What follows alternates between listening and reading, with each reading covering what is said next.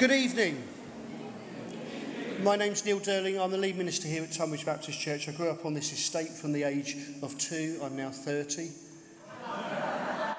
And I give you a really warm welcome this evening on behalf of the churches in Tonbridge. Let's pray together, shall we?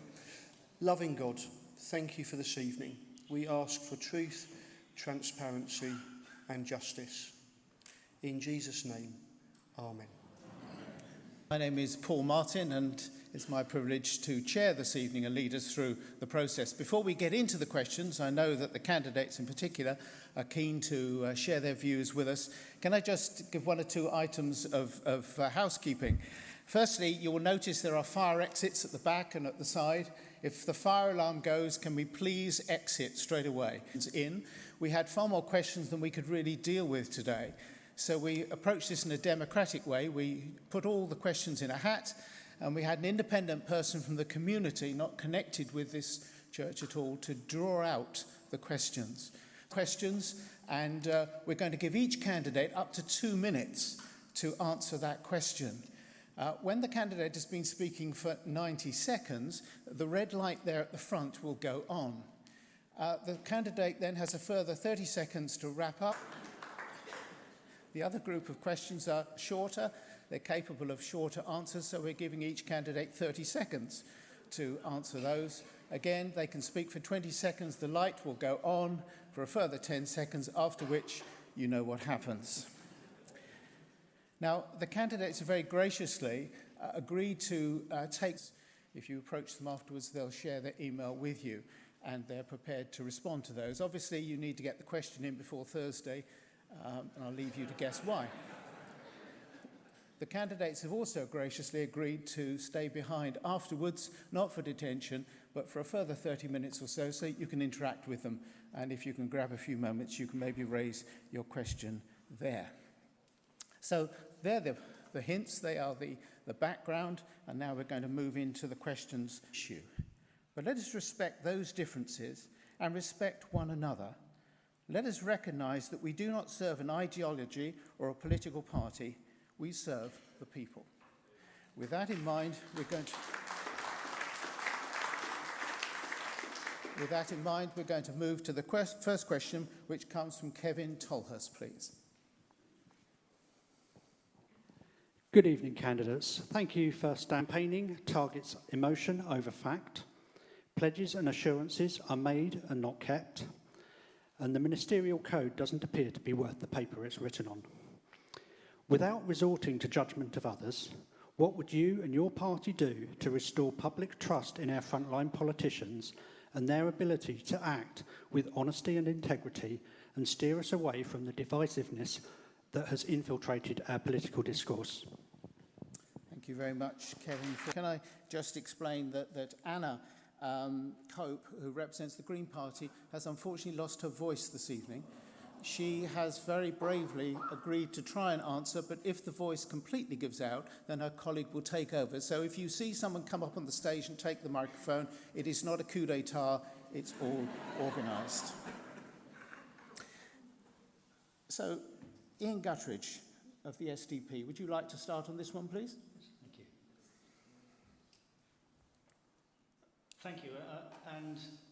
This is a question which I've had some sort of personal experience of, because ministers on day-to-day business and with MPs at select committees. And I think it's a pity that the perception of people in government has been so badly damaged. Didn't believe in the principles of public service and the belief that they wanted to leave the country better than they found it. So it's interesting to me why we've got here. Why is there cynicism such as there is? Well, I think in part over time we've got a far busier and far more intrusive media. Print, broadcast and social media are all very much on top of us, and there is a sense that any mistake we make soon gets pounced on. Sense that I think sometimes we are being spun, we are being told a line and it doesn't quite add up, but we are asked just to quietly accept it and get on with it, and that spin hasn't always been as fully and comprehensively honest as it should have been. And I think the last last thing, and I think this is a particular thing, is and Back to Basics and a few other initiatives which fell on the floor once the politicians involved had been shown to be not behaving as they were saying. So, Half of reform, please. Thank you.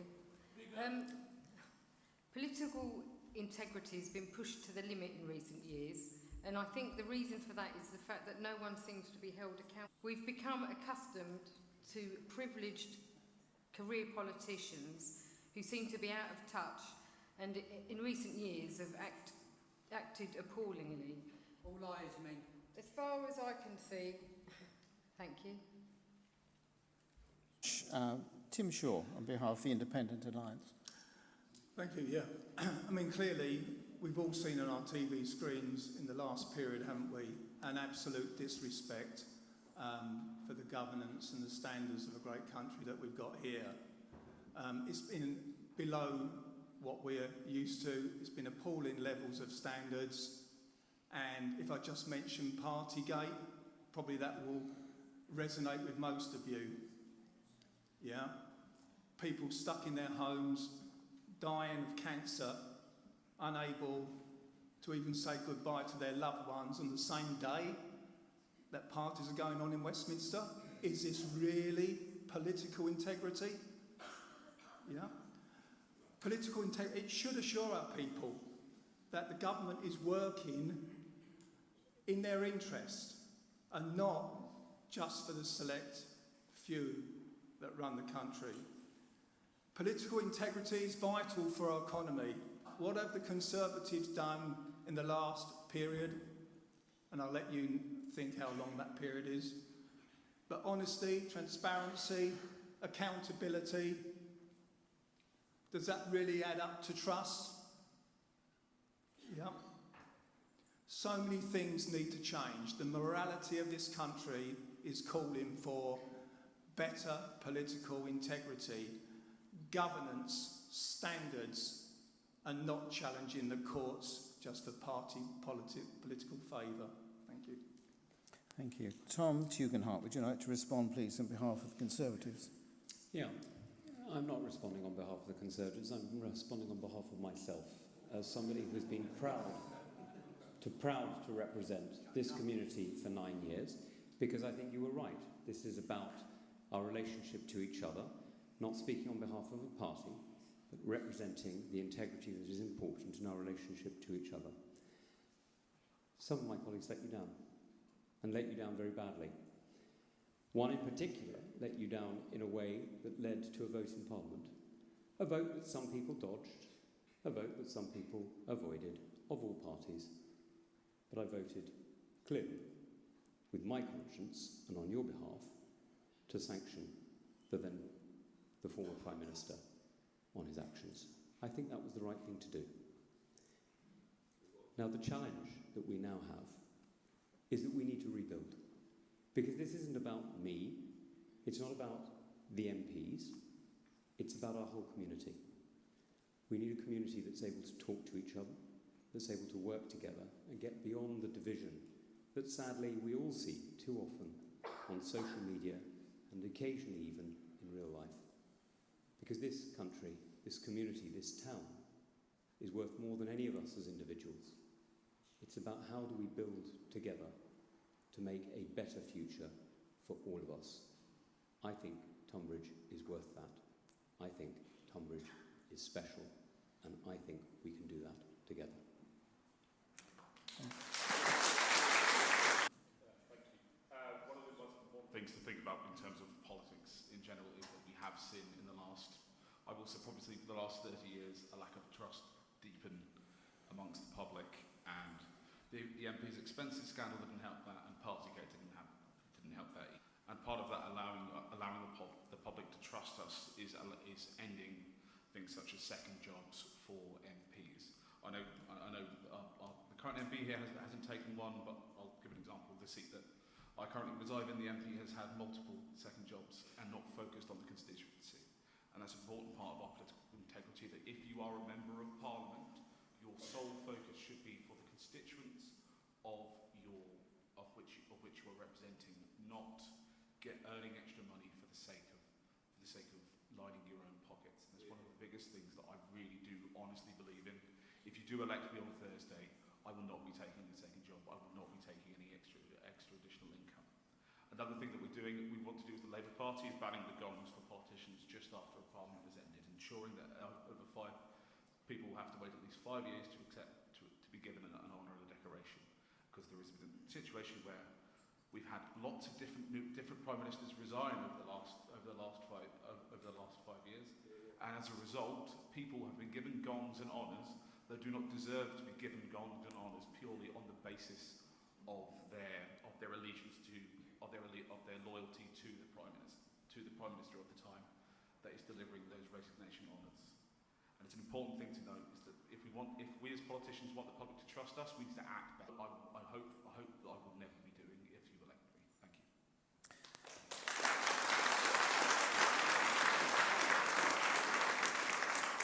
John Woollcombe on behalf of Lib Dems. Good evening. Yes, I think truth is at a premium in our society, and I think there is an element of this that may be down to interference in our electoral system. But I also think it's down to what Sir John Curtis drew attention to in his report the other day, that trust and confidence in the UK's politics has never been worse. And he concluded in that the main culprit is Brexit. How it's divided our country, how people feel let down, and how it's created apathy and mistrust of politicians. My background, so that you know, is I don't have a political career. I haven't come from this into a political career. I've been a self-employed entrepreneur for 35 years. And one of the aspects of that is there's a downside to what I do. If I get it wrong, I don't get paid, or worse, I lose money. And I think someone earlier referred to the fact that there doesn't seem to be a downside for politicians. They don't seem to be concerned about any failings. So I actually saw Sir Keir Starmer on the leaders' debate the other day refer to what politics should be about, which is public service. And that's why I'm here. I am a barrister by profession, and we have rigorous training and the highest professional standards. I think that needs to come into politics more. I think it's crucial. I would say that in this campaign, I've been really proud of the campaign fought by our leader, Sir Ed Davey. I think he's fought it with integrity. I think he's come across as an honest man. He's extremely experienced, and I'm really proud to stand by him, behind him. He doesn't invite me to stand beside him, but and the values and policies in our Lib Dem manifesto. Thank you.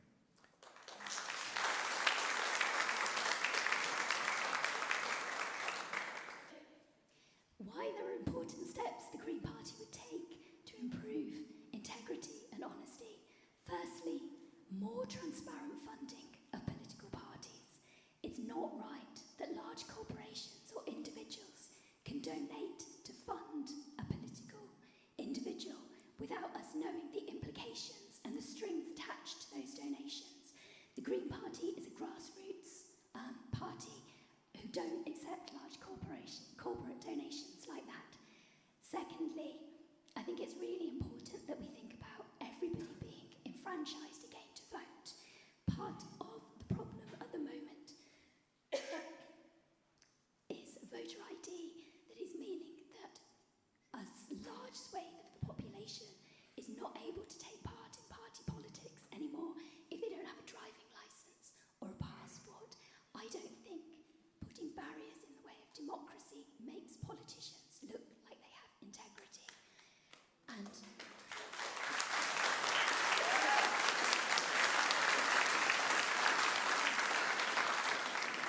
I'd also like to strengthen legislative change. The Electoral Commission used to be able to prosecute parties if they broke electoral.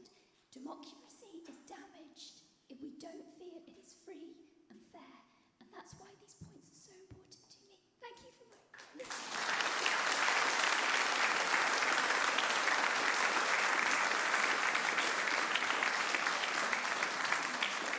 Thank Thank you very much to the candidates for their answers. We move on to the next question, which comes from The Trussell Trust, the UK's biggest network of food banks. 1 in 7 people in the UK are experiencing food poverty and hunger. They also report a 94% increase in the number of food parcels distributed. The community rely on the support of local food banks as they are simply unable to afford life's essentials. So my question is this: what do you think the route out of food bank dependence is?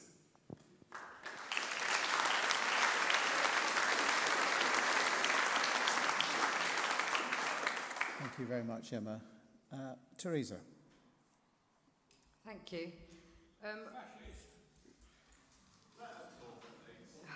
Goodness sake. I think we need to lift this country out of poverty by making work pay.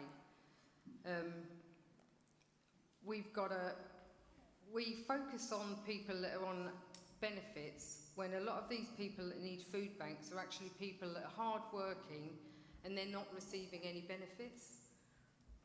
These people get no help whatsoever. So we need to make work pay, and by lifting the threshold of paying tax to £20,000, we can lift 7 million people without having to pay tax and actually make the work pay. Look, sorry, can we just leave the person to speak? You can boo and hiss if you want to, but please no interruptions. We can then focus on the needs of other people that are on benefits and actually pinpoint where this money needs to go in order to help these people and put money in their pockets. But we have got to make work pay, and we've got to make the people that are going to work actually be able to afford to eat and pay their rent, pay their mortgages, and move forward. Thank you. Thank you.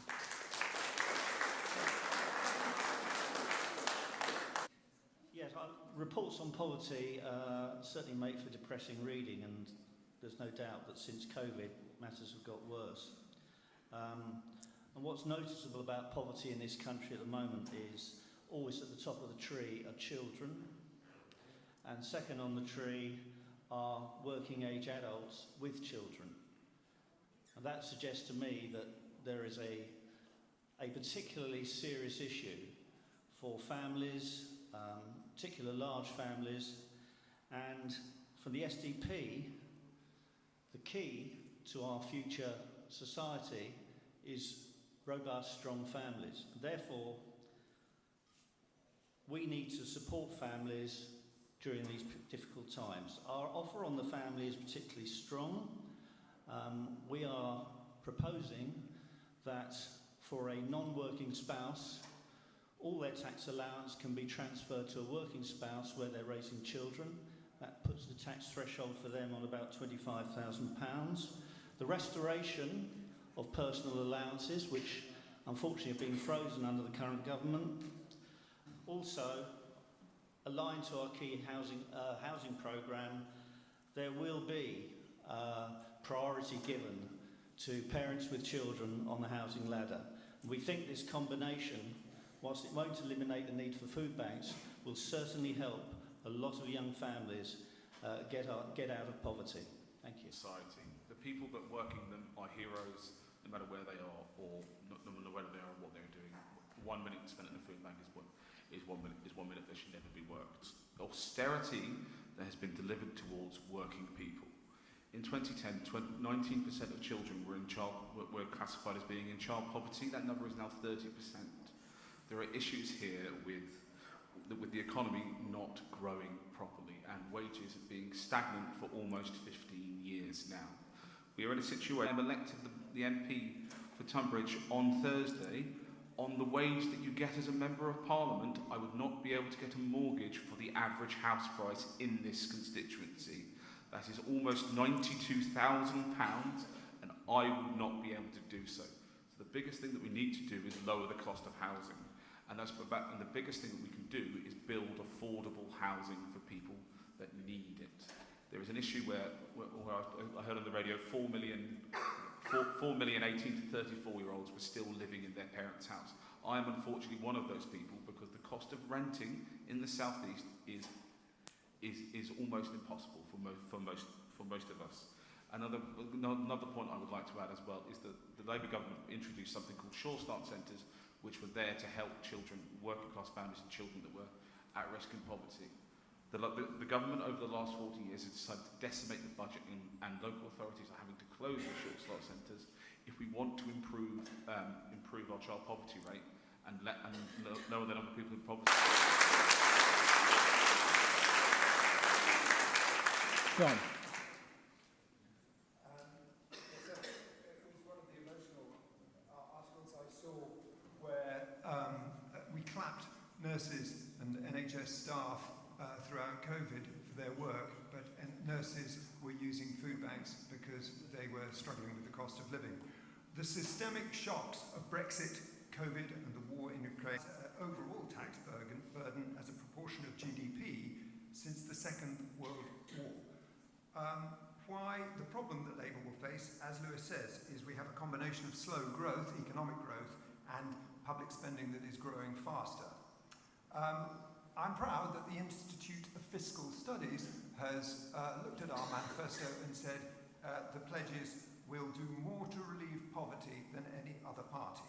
We're saying we'll do that with the cost of living by cutting energy bills through a home energy upgrade programme and tackle rising food prices through a national food strategy.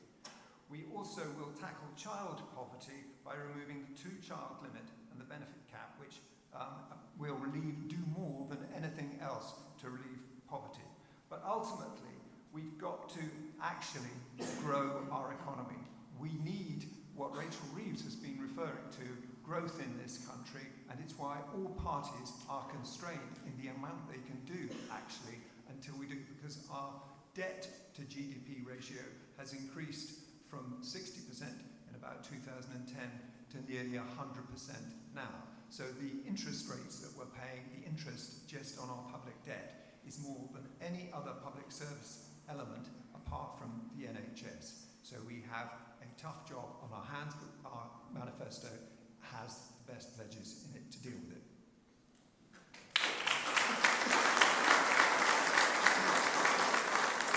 Tim. Yeah, excuse me. Well, why don't we ask ourselves why we think we have become a food bank society here? Obviously, international disruption has not helped, has it? But back home, these economic policies of the last decade of austerity has just brought people to their knees. And we're not talking about the lower end of the scale of working incomes, but it's affecting people on middle incomes now. But also, our social security system, it should prevent people from needing to use food banks when times get tough. Instead, the actual social security system is not providing that adequate protection, and food banks are being stressed to absolute breaking point. They've increased from 2010, 35 food banks, and where food banks really started out, 2010, 35. We now have 3,500. And if you listen to those who are running food banks, they're at absolute breaking point. They're stretched. It's caused almighty poverty in this country. 14 million people are now in poverty. 4.3 million are children. 30% of our children are in class as poverty. So we have to look clearly at how we manage these programmes and think about the ways that we can tackle austerity, because at the moment it's simply not going away, and our policies, economic policies, just simply have to change.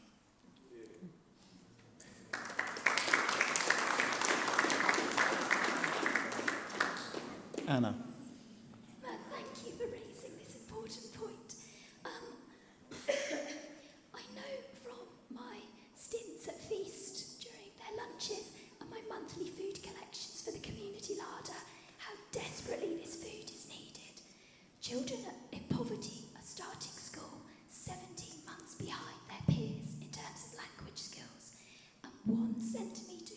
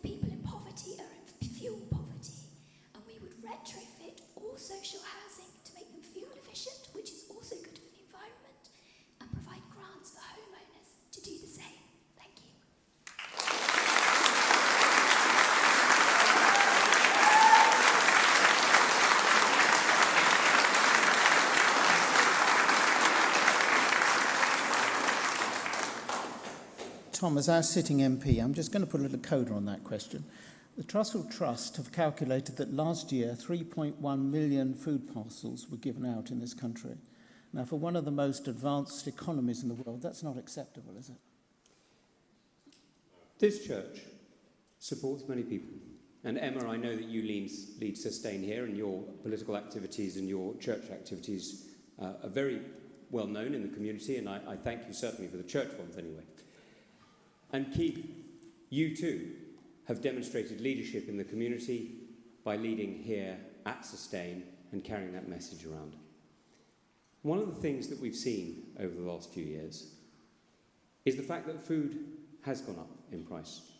And many of us have felt that cost in the weekly shop, and for some that's pushed it beyond the level at which it's frankly affordable. Now that is where we need to address this, because this isn't just about this community. We have some amazing people in this community who make extraordinary efforts to help others, but it's not just about this community. It's about the fact that we are seeing increasing food insecurity around the world. And that's why the work that we're doing supporting farmers, making sure that those who grow food are able to sell it in our community is so important. Because food security is absolutely fundamental. It's fundamental to our national security, it's fundamental to our health, but as we've just been speaking about today, it's fundamental to our economic security as well. And that's not a statement about GDP, it's not a statement about national wealth. It's a comment, frankly, on the cost of living for everyone. So making sure that we protect farmers, that we support those who are growing food, and that we support our partners and work with others who are supplying food is about food security and bringing costs down here at home.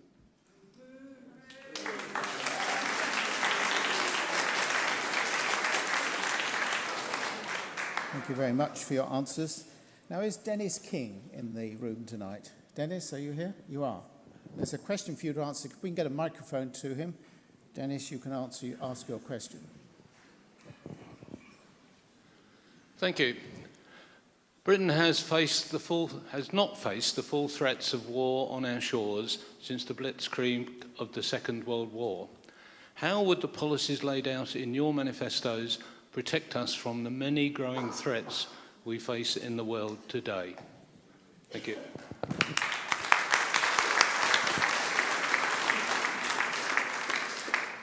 Lewis, would you like to lead on this one? Cool. The important thing about the Labour Party's defence policy is that we need to ensure that our military is fit for purpose in a modern world. We've committed to the renewal of Trident as well, which is an important thing in terms of a nuclear deterrent. As I was saying last night, most people who were there last night agreed, if we didn't have Trident, I'm almost certain that Mr. Putin would have tried to land on our shores, and the nuclear deterrent is an important thing. Another important thing that we will need to do as the Labour Party is strengthening our ties with NATO and as well increasing our defence spending and also increasing our infantry. At the moment, the number of infantry in the British Army is at the lowest level it's been since the Napoleonic Wars, when the population of this country was a fifth of the size. It's an important thing to note that yes, we need to invest in our military technologies, but we also need to invest in our sheer number of troops, and that will be the way we need to go about it. That was by increasing the funding to allow these troops to have a better life. I have personal friends who are enlisted soldiers, and the paying conditions that you get in some military housing is truly appalling. These are people who are there to defend us, and at a moment's notice could be sent off to war and potentially give their lives for everyone in this room. And it is disgraceful that the way we are treating our enlisted soldiers at the moment is going on, and we will need to invest into the things such as military housing, which is an important thing. But also just to give some reassurance as well, the Labour Party's manifesto of 2019 in terms of defence is not the Labour Party's manifesto of 2024. We are strongly committed to investing in things such as nuclear submarines in places like Barrow, and a bit closer to home in places like Rochester, where BAE systems are based, supporting in intelligent flight systems and things such as that. Tim. Clearly, our national security is under massive threat. Now, whether that's more local at home here, we've seen the issues that we face from the Putin regime interfering with our systems, even perhaps here in our elections. We don't know, do we? But the interference is on a colossal scale. It's also on a humanitarian scale in the impact that he's having on places like Ukraine. There are other threats to our national security. There is the devil out there in Iran, and we have to wise up to that. It's a massive threat, and one that we shouldn't be taking lightly. It's a large scale. But if we go back to the Russian issue, the impact it's having there, I have very close friends, Latvians, Polish, and I can tell you now, they are trembling at home. They are worried sick because they do not know his next move. Clearly there's a strategy here for to try and regain the space of the old Soviet bloc of what they had before, and we shouldn't underestimate that. The impact he's having on places like Georgia, interfering with the Georgian society, meddling in their homegrown politics. Yeah, when the younger generation are looking to NATO and the European environment, you've got Putin and his enemies, and his people interfering and meddling and pulling back out again. So it's causing enormous upset across the Eastern Bloc there. So we have to stand firm. NATO, there's never been a bigger and more important time than there is today to stand firm, united in NATO. And we do, unfortunately, none of us want nuclear. Who wants nuclear? Tom.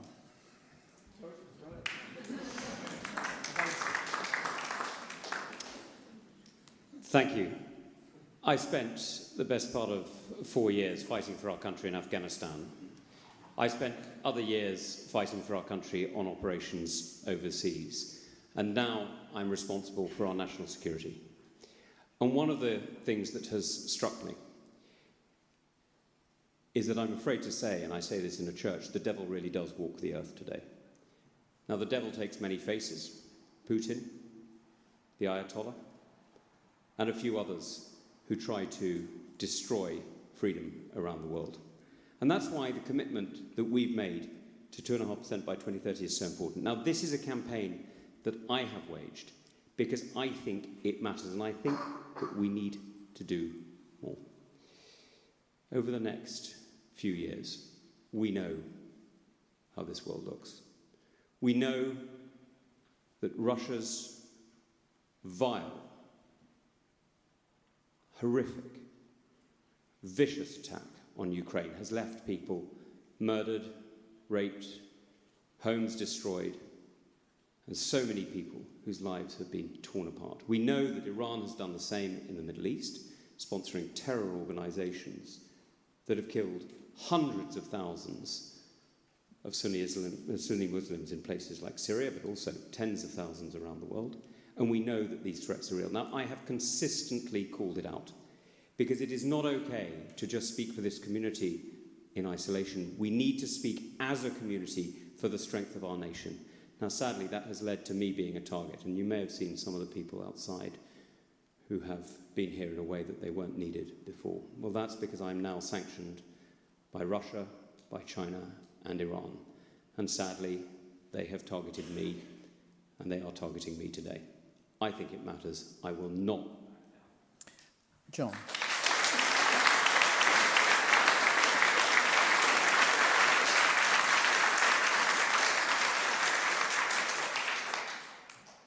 There is no question that we're living in a more dangerous world as a result of the invasion of Ukraine, and we're seeing threats internationally in many different places. So while it would be good to be able to cut our defence spending, and we have, as I said a minute ago, so many problems with lack of economic growth and rising public sector costs, that it would be nice to be able to cut our nuclear deterrent. We can't do that, and the Lib Dems are committed to it And we had a debate on the issue at the Lib Dem conference last year, and there is no getting around it. We would also reverse the Tory cuts to troops with the 10,000 troop reduction and have a long-term ambition to raise that to over 100,000 when the finances allow.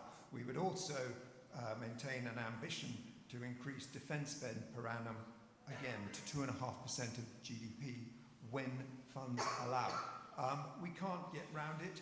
I think it also plays into where we export arms to, and we need to make that part of the equation in terms of our thinking. Yes, we need economic growth, but we can't necessarily do it through that. So our main concerns are, as I say, those policies to increase our troop numbers, commit to the defence spending increase and our nuclear deterrent.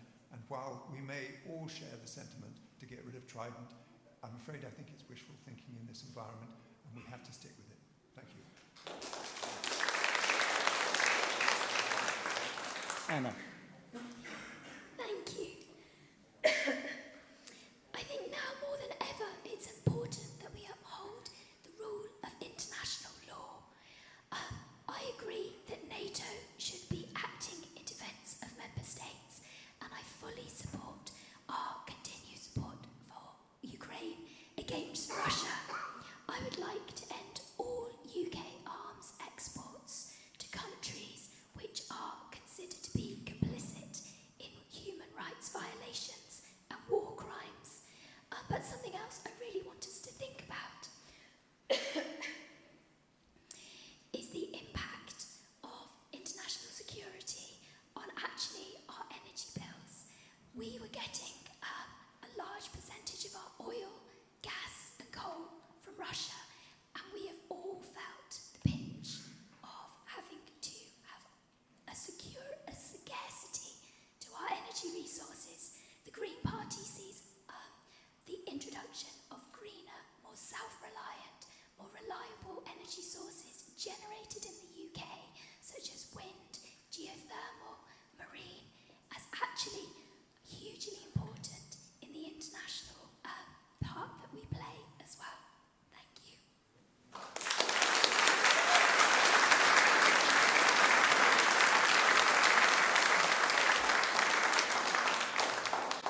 And Teresa, please. Thank you. I think the Russian threat is real, and it's not only physical, but it is economical as well, along with the Middle East as well. But what we need to, and what nobody else has spoken about, is that we're facing a national security emergency in this country. We've got thousands of unidentified immigrants entering our country every year. We've got no idea who they are, where they end up, and we don't keep track of their movements. It's got to stop, and we need to know who's entering our country. It's critical that we increase our defence spending and we increase the size and capacity of our armed forces. But we have got to look at what's happening in this country before we actually look at what's happening elsewhere. Thank you.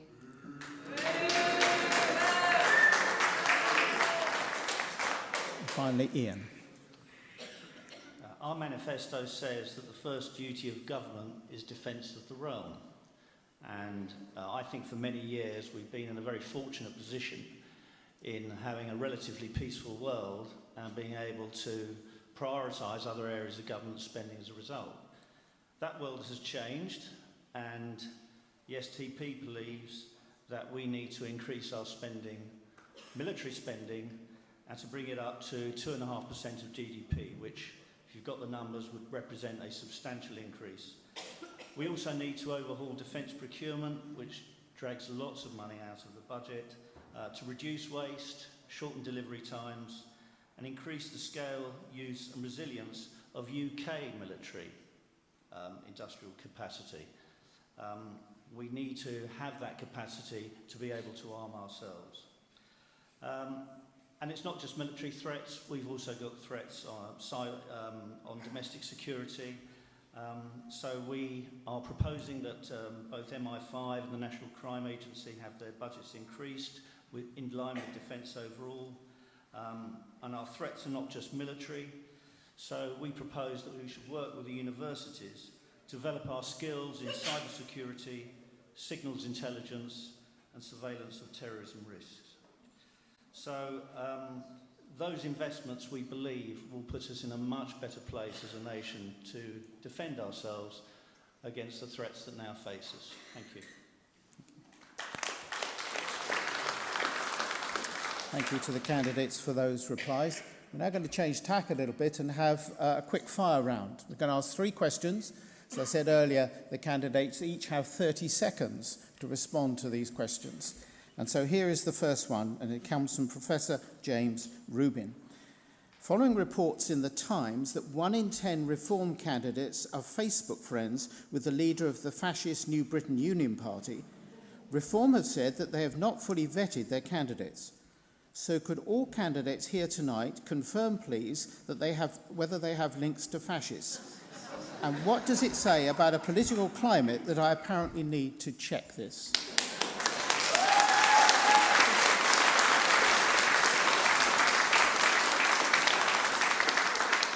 Tim, would you like to start off on this one, please? Tim. I'm sorry, yeah.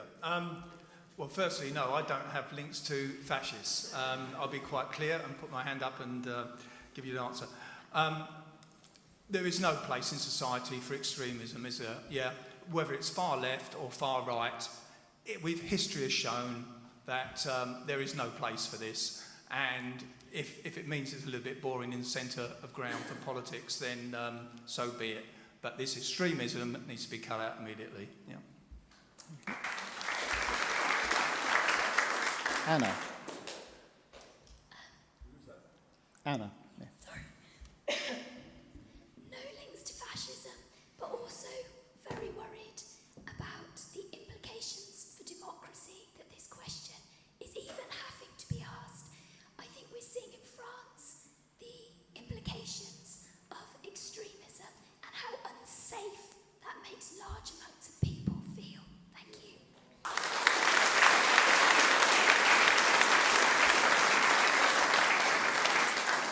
Lewis.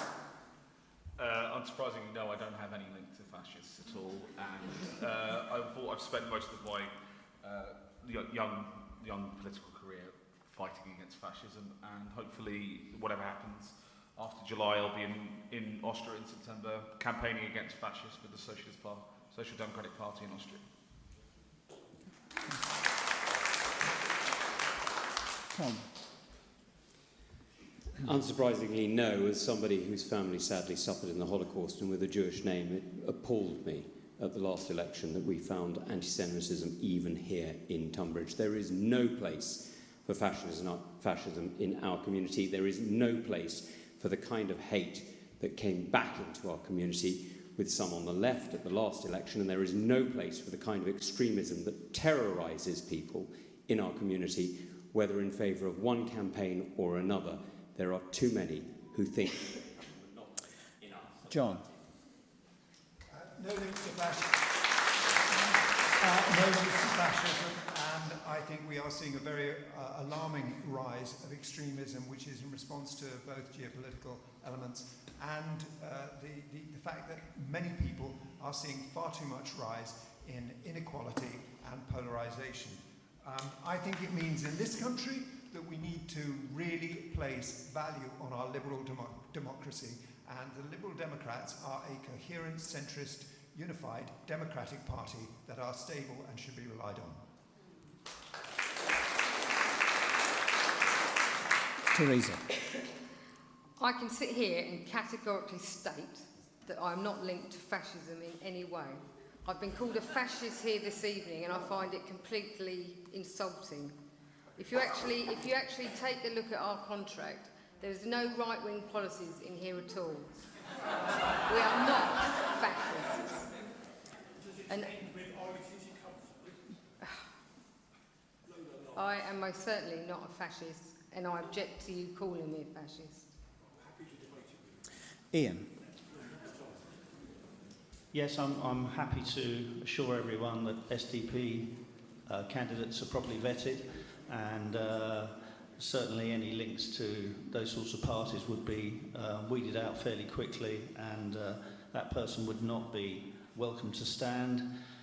The SDP stands for promoting the national interest and the common good, and there is no place for fascism when you're going for the common good. Thank you.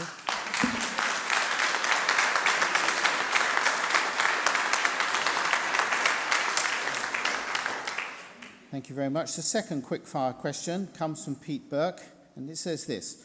A lot of campaign leaflets have been focused on local issues.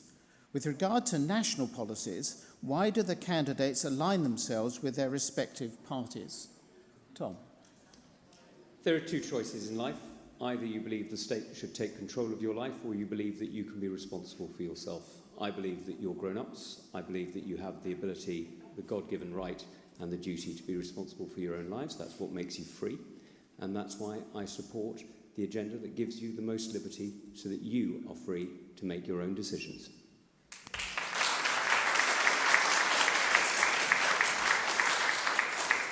Lewis.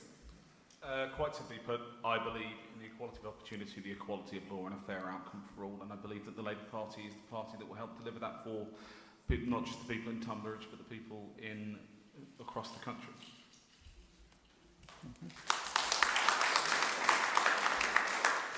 Anna. It's because I believe in real hope and real change.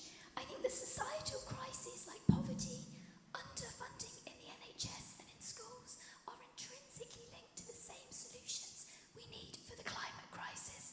So I stand with a party that sees all of these things linked and how we should solve them. Thank you.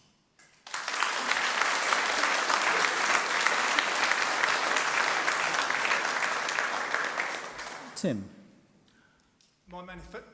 My manifesto is based purely on what you, the public, have told me over the last 4 years of what is critical to be driven, and they are big local issues impacting all our lives that need national resolution. They're on that leaflet because you've asked me to put them on there and fight for you to campaign for those big issues that need that national attention. Thank you. And John. I stand fully behind our party, and I think one of the key things for me in terms of what it does is actually focus also on young people. And one of the reasons I'm standing is because I have 3 sons and a new granddaughter this year, and I care about the future of the next generation. The next generation want to be closer in relation to Europe. They have a democratic say within our party, and I very much feel 100% behind our manifesto for an...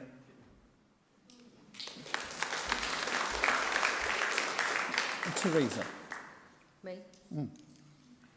I 100% stand behind what Reform UK represent, and we represent freedom of speech, and we represent common sense politics in our society today. We need to look after our people in England.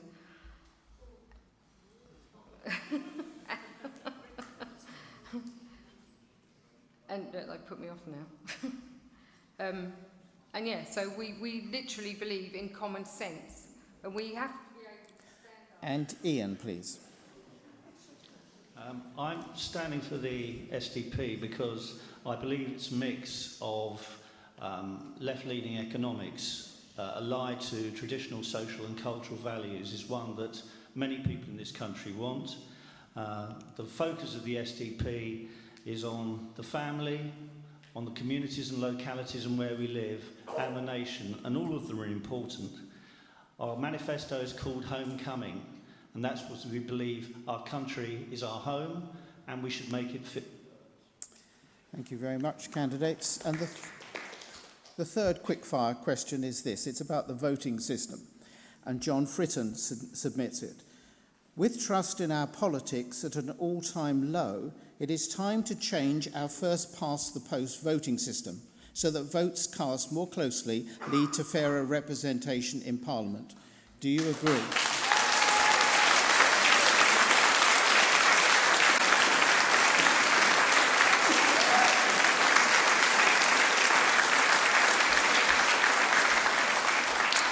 We hardly need to debate this one. I think you know the answer. But Anna, this is good home territory for you, isn't it? Absolutely think we need to change for first past the post. Last election nationally, the Green Party got 3% of the vote and 0.15% of the seats in Parliament. People, when they vote, deserve to be represented. And that's why I would like to move for a different system, single transferable vote, so your second preference also gets taken into account and you don't feel disenfranchised.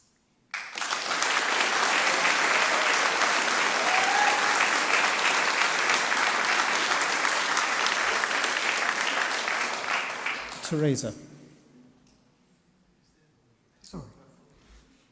We need a complete reset of the British politics. The first past the post makes it really difficult for new up and challenging parties. But the more people who vote for us and the more people who vote for change, the more likely we are to achieve fair representation in Parliament. The polls clearly show that we are outperforming the Liberals, but they will end up with twice as many seats. So that is something that can't be right, and it's something... John Woollcombe, please. The Lib Dems have campaigned for proportional representation for so long. It does need to come into this country as soon as possible. And when there's electoral reform, why are we having a voter ID system introduced when the Electoral Commission has said there are very, very few cases of impersonation? The PR is such an important issue. Why is it being overlooked in favour of other issues that are peripheral?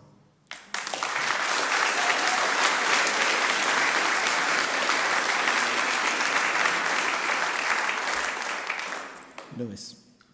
At the moment, no. I don't believe that we should change our voting system. I am quite happy for people to try and change my mind. First past the post delivers strong and stable majority governments more often than not, and that's what I think. That's generally what I believe that should happen in this country. But as I say, I'm willing for people to try and change my mind. Thank you. Tom.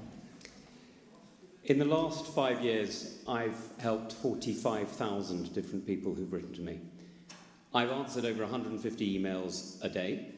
And the reason I've done that is because I am your constituency MP. I work for you, I don't work for the party. PR turns that around.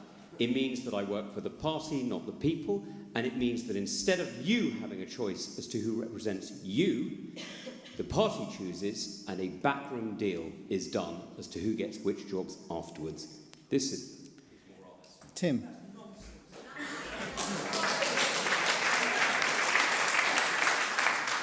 Clearly, when you listen to the electorate, they all want proportional representation, and I totally support that, and I would stand up and I would represent you tomorrow on that.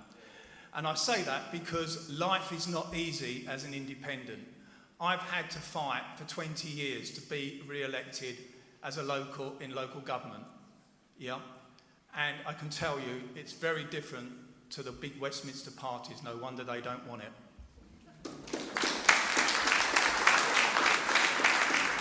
And finally, Ian. Yeah, I'm interested to see that we're in a situation now where the Labour Party, attracting maybe 40% of the votes, could, under our current system, end up with 2/3 of the seats in Parliament. I was an accountant and I see something rather odd in this. It does seem to be a slightly skewed system that allows that kind of outcome. The reality is that first past the post only allows one of two winners. It stifles debate and the entry of new parties, but more importantly... Thank you very much. I don't know about you, but I think the shorter answers from politicians do quite well, don't they? Maybe we should make them all shorter answers. We're going to move to one or two more of the longer questions that have come in, and one from Jennifer McPherson, please. Good evening. Food security is very important for this, our island nation. What policies does each party have for supporting and making viable our agricultural industry, one that is so important in Kent?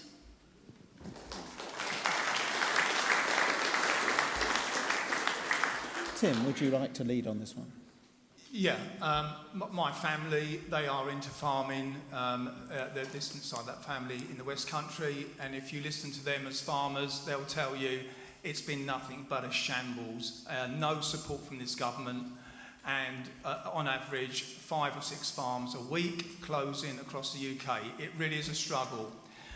The government find it very, very easy to see that they buy these products in and at the detriment to our farmers. And clearly, we need to relook at it. We have this UK, if you travel around the UK, it's green, it's fields, and yet we're buying all our produce in, and we're neglecting the people who need our support every day. Thank you. Teresa. We need to increase our farming budget to £3 billion and focus on smaller farms, keep farmland in use and bring young people into farming in England. It's important that we are sustainable as an island rather than taking food from abroad. It can't be economically viable to produce food abroad and bring it into our country when we're quite capable of growing it ourselves. We need to scrap climate-related farming subsidies and use productive land to be farmed and not used for solar farms, and replace current subsidies with direct payments. We need to stop supermarket price fixing and grant powers to the Competitors and Markets Authority to ensure fair pricing to help farmers, English farmers, sell their produce directly to the public as well. We need to change the planning laws to support farm shops with 0 business rates. We've got to produce our own food, and it's got to be sustainable. Thank you. John. Yes, well, the farming issue does need to rise up the agenda, and it's tied also to the environmental issue of our topsoil and climate change and overall protection of our environment. And this is a central issue to the Lib Dems. We would support UK farmers, and I think ultimately prohibiting imports is less important than actually recognising the carbon imprint of what we're importing into the country, wherever it's from. Because at some point, what we consume here, we have to recognise the carbon impact of that, and it's part of a carbon consumption policy that would mean what we've done in the past is actually export a lot of our carbon footprint to places like China and India. At some point, we need to transition to the reality that is not just only about what we eat, but everything that we consume and import into this country.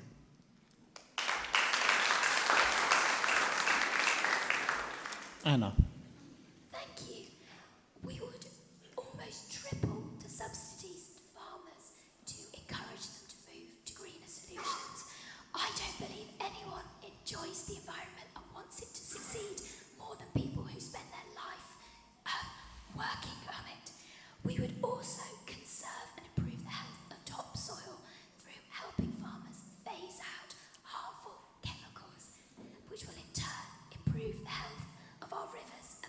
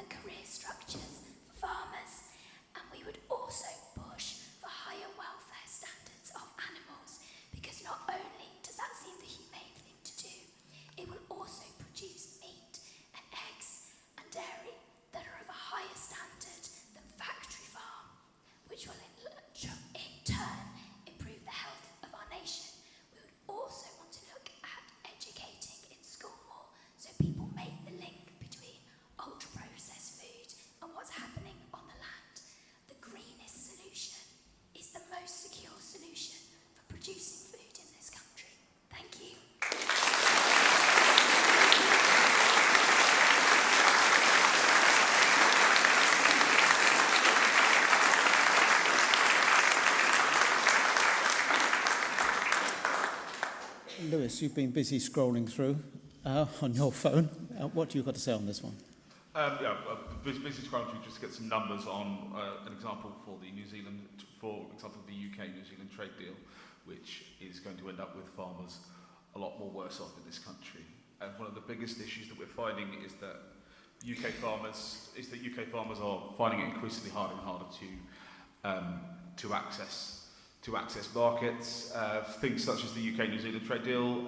For those that may not know, I lived in New Zealand for about 6 months. When I was 24, I lived in the largest dairy export area in the world, which is the Waikato. It produces 10% of the world's exported milk. In 3 years' time, there will be unlimited quotas of New Zealand milk into this country. If we want to protect our farming industries, one of the things that we need to do is protect our dairy farmers, who are a very important, milk products are a very important part. And New Zealand has an inherent advantage, given that it has green grass all year round.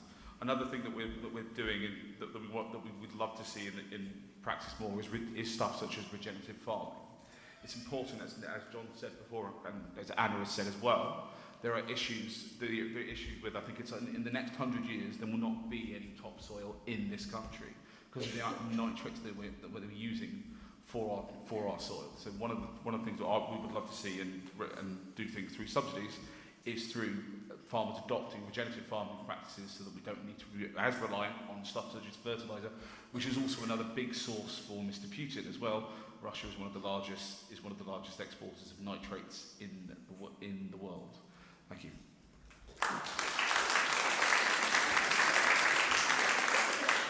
Ian. Yes, the SDP adopting what we think is a sound, more holistic approach to support our farmers, to restore nature, to try and revitalise some of our rural communities, whilst ensuring that we have food security, and last but not least, an improved national diet. A lot of our initiatives are based around what can be done locally. We believe that there is a good case for creating charter cooperatives, marketing boards, and enabling farmers to work together with retailers to process and sell food at viable prices. The area really is to get healthy food out to everybody. We also think that another local initiative would be to re-establish land-based colleges and invest in apprenticeships and mentoring schemes so that people can get into the farming industry. And through tax incentives and planning reform, we would like to see a decline to reverse the decline in small farms, restore diversity of farm size across the UK. And to this end, we have plans for a land acquisition scheme, which will be funded by inheritance tax, to create new market gardens, orchard villages, small farms and small holdings, part of a process that would help revitalise more isolated rural communities. Thank you. Thank you. And finally, Tom. Look, this is a really important question, and it's right that it comes along the question that we had earlier about food price rises. Because barriers to food sales in the UK push up prices. Now, you can have a choice. You can either have milk from around the world, or you can have higher prices on milk on families in Tonbridge. But it is a choice, and it's a choice you have to make. I'm afraid that's politics. It's about making choices. Now, this government has already made some very clear choices, not to put £3 billion into farming, but actually £3.7 billion into farming, which is what the budget is this year, and to increase it every year by inflation over the next Parliament. I think that's hugely important. Because what we're seeing in our farmers, and I don't know how many of you have got tickets to Wimbledon, I haven't, but if you do go, you will be able to buy their strawberries grown just around the corner here at Hewlow Farms. And they have demonstrated how you bring down prices here. Increasing productivity gains by robotics, supported by partnerships, not just with industry, but also with academic institutions and partnerships with local schools. And that's why I'm incredibly proud of the work that I've done in supporting Hadlow College. Hadlow College has done a huge amount to help young people get into farming. They're an outstanding school, and they have done so much for our community. That's where we need to be going. I'm very proud to support it.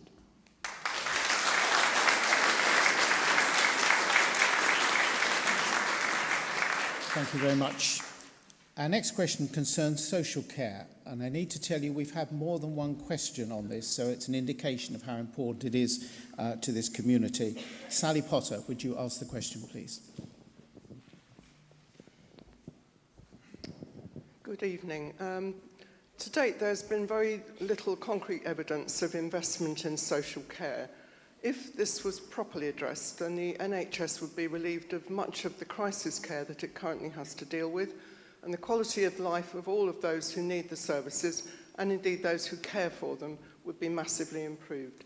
What plans do the parties and candidates have for supporting social care for individuals and for those who care for them?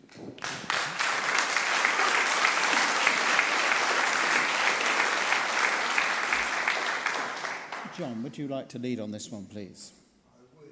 It's something so close to the heart of the party leader, Sir Davey.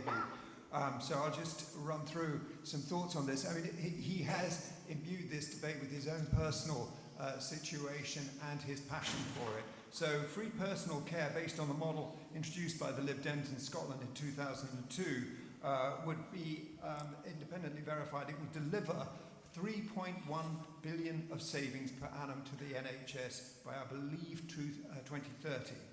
We would establish a cross-party commission to forge a long-term agreement on sustainable funding for social care, because the question rightly identifies there are savings to be made. And the NHS policy is so tied to social care because without a proper social care policy in this country, it puts more pressure on the NHS. And I love actually some of the small print things within the Lib Dem manifesto on this. I was noticing we have an active ageing programme for over 75s to promote healthy ageing and minimise hospital admissions for the ageing population. And I think that talks about the importance of education and prevention in terms of our growing ageing population and how the NHS is going to be able to cope. So this has to be a focus. And the other thing that I believe is important is to harness technology, so digital tools for patients and the NHS staff to be able to save time. And we've actually got a policy to introduce a kite mark for clinically proven apps so that people are more able to manage their own health. I think this is a central issue and it's fundamental to a fair deal for people in our country.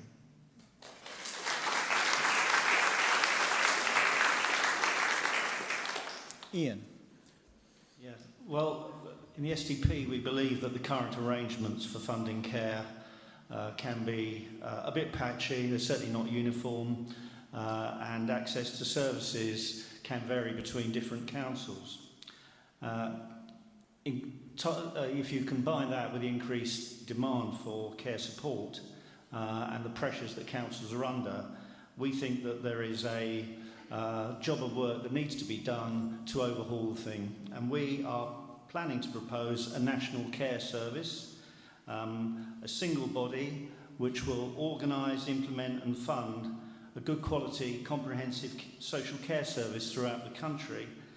And we will provide an additional £5 billion for funding to make sure that we can tackle some of the disparities that we currently have.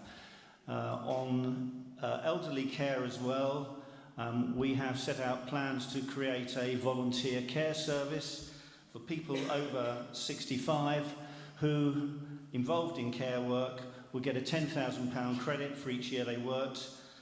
And for those looking after a parent over 80 in the same dwelling, there will be a right to deduct 100% of state-funded care services from tax. And finally, in terms of accessing care, we have plans to introduce community hubs at local authority level, which will allow people to access and learn about welfare and care services. Thank you. Teresa. We need a national plan, and it's critical for social care services. It needs to be a single funded stream rather than being split between NHS and local authorities as it is now. But to really make it work, we need to have a cross-party cooperation, and it needs to be ongoing. No government at the moment has come up with a plan for social care, and no party seems to have a solution. So yes, a national plan is critical, and the care needs to be simplified. More funding will be needed, and we need a national plan. Thank you. Thank you. Tim. Many moons ago, David Cameron described it as a ticking time bomb. What's changed today? Boris Johnson, more recently, said it's a ticking time bomb. It needs recognition, just like the NHS. What has happened? Nada. It's a ticking time bomb, also burdened by our local authorities, Kent County Council. They've had so much of their revenue, public money coming in from government cut, 45% per year over the last decade, and it's been dumped on them. Things have to change. It needs recognition. As a family, my wife is a registered carer. We've fostered and looked after children for many, many years, and I can tell you it's in a sorry state despite the great work by those social workers out there. And she's working tonight looking after older people who are really, really suffering. And it's not because of the people, it's because of the systems and support that this government has given to the social care system.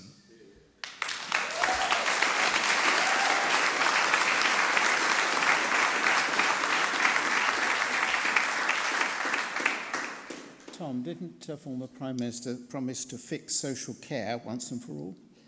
The challenge with social care is one of an ageing population. We know the demographic reality in this community and across the country. And that's why I'm incredibly proud of the way in which we have welcomed many people from around the world to help. And we have thousands of people who have chosen to come to make their lives helping others in our community. And I think we should welcome that. I think it's a wonderful gift. We've also got to face the fact that this is incredibly expensive.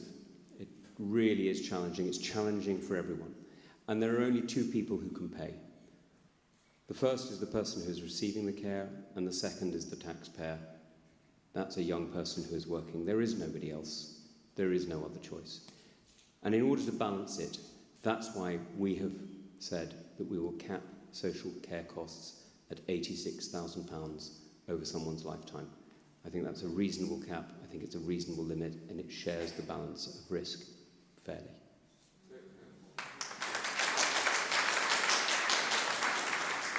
Lewis. Thank you. I could just say as well, someone who has personal experience of the great work the carers do as well. My father was recovering from spinal surgery, thankfully now about 18 months ago, and they were great, and the care workers were genuinely life-saving for all of us. For a full-time household of five people that were working, he would not have been able to perform basic functions without them. I could just say, if they may not be watching, but from the bottom of my heart, thank you for what you did, because you made a difficult time a lot better. One of the important things that Labour is doing is to support the lifetime cap proposed by the government, which I believe will be introduced in August August 2025, October 25, something around those times. But one of the things that we want to do to help people is raising the upper cap threshold to £100,000 to allow people to gain access to more state money as well, and raising the lower capital threshold to £20,000 to ensure that people that there are not paying more I believe will not be paying anything for their social care. All of it will be paid for by the state. Social care budgets are the largest budgets of pretty much any unitary authority or county council. I was speaking with a friend who's a councillor in the London Borough, and they have people there who these cost the council £100,000. So it is, even if you just think of one person, those costs can be a rather large amount, and it's important that we make sure that the most vulnerable people in society are also there and cared for, because as I personally know, the work the carers are doing is the most important thing, I think, in society at the moment. Thank you. And finally, Anna. Thank you. I would disagree that there is only two solutions. We have another way.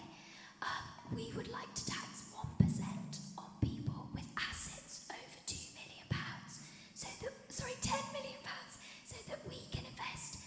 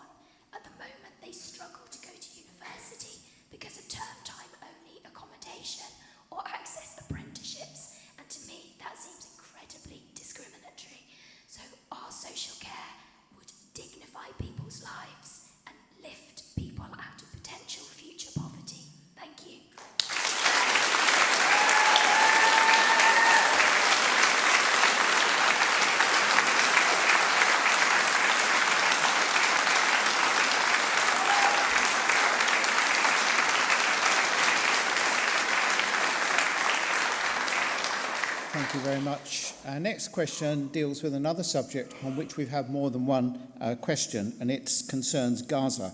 And Mark Hood, would you ask the question, please? Mark, are you here? Yes.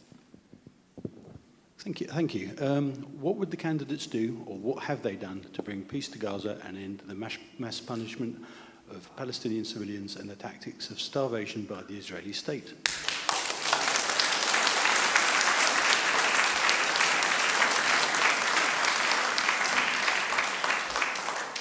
Tom. I've been thinking about this a lot because I grew up studying Arabic in the Middle East. Many of my friends are Palestinian, living in camps either in Syria or Lebanon. Many were murdered by Iranians in the last few years, and I've lost lots of friends who found themselves in exile in other parts, but nobody cares about them. Their deaths don't matter, do they? Because they weren't killed by Jews. But somehow, again, it's all the Jews. Somehow, again, it's all the Jews. At no stage, Mark, again, have you mentioned 100 people held hostage. At no stage have you mentioned 1,200 people murdered. At no stage have you spoken about those who were at their version of Glastonbury and were murdered in the early morning. They don't matter, do they, Mark? Not to you, they don't.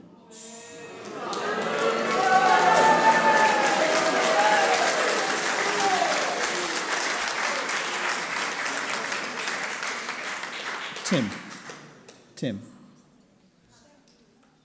I mean, ultimately, ceasefire is absolutely critical, isn't it? Yeah. It's an abhorrent loss of human life, and there's also been of course, on both sides. It's a failing of humanity of what's gone on, and it's been a real struggle in those leaders on a global scale to find this solution and have this ceasefire permanently put in there and get some sensibility on human grounds back in there. When you look on the TV screens, no matter whether it's an Israeli or a Palestinian, but to see a man weeping on the side of the steps and his whole family wiped out, how do you recover your life? How do you recover human life and dignity? How do you go forward? I don't know. It puts my wife to tears. She can't watch the news anymore. So I put my hand up. I don't have the answers, and none of these world leaders themselves have the answers at the moment, but ceasefire has to happen. It has to happen, and we have to protect every single child and human being, because they are just that. They're human beings.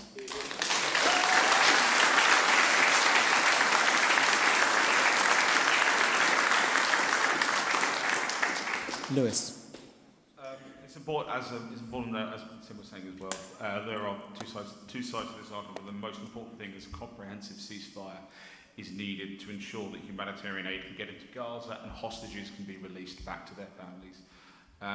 The Labour Party has been calling for a ceasefire for a sustainable ceasefire for a month now, but it's important that any ceasefire that is delivers a sustainable end to the conflict. What we don't want to happen is a ceasefire called and then ended and the conflict begins again.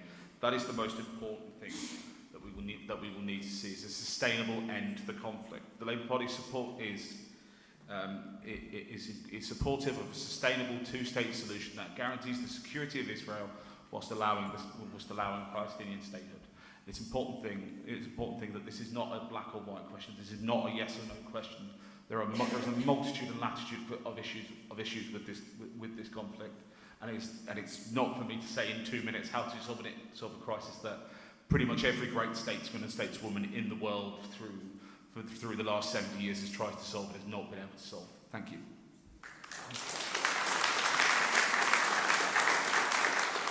Anna. Thank you. I'd like to start off by pointing out that the Green Party not only immediately called for a bilateral ceasefire, but have consistently urged the UK government to try to take any steps they can to secure the release of the Jewish hostages in Israel.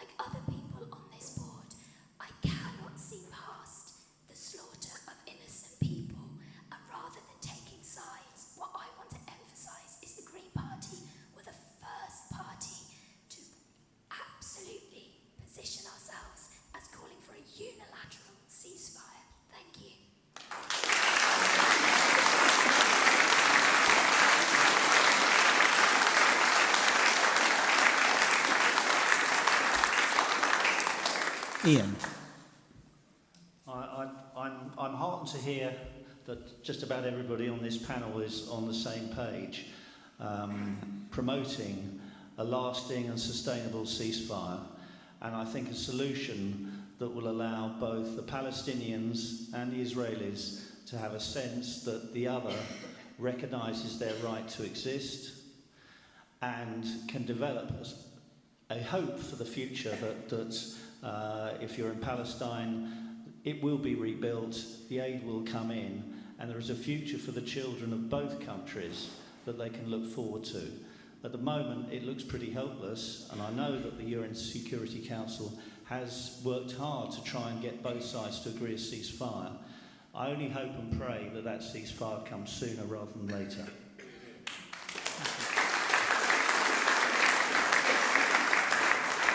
And Teresa. What happened in Gaza on October the 7th is just a complete human tragedy, and it needs to be addressed. To have 1,200 people slaughtered on that day is just incomprehensible. But what's worse is that over 35,000 lives have been lost since, and it is an ongoing tragedy. We need an immediate ceasefire, but both Hamas and Israel need to be brought to justice for their war crimes. Israel needs to stop building on the West Bank and stop.